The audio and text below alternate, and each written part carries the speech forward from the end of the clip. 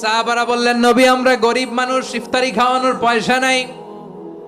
আল্লাহর হাবিব বললেন, ওয়ালাউ বিমাজকাতি লাবান, এক ঢোক দুধ, ওয়ালাউ বিতামরা, একটাও খেজুর, ওয়ালাউ বিশারবাতি মা, এক ঢোক পানি খাইয়েও যদি কারো রোজা ভাঙাও, তারপরে ওই সওয়াব তোমার আমলনামায় দিবে কে?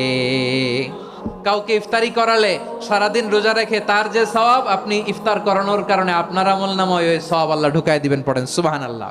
1000 মাসের চেয়েও সেরা, 1000 মাসে হয় 83 বছর 4 মাস।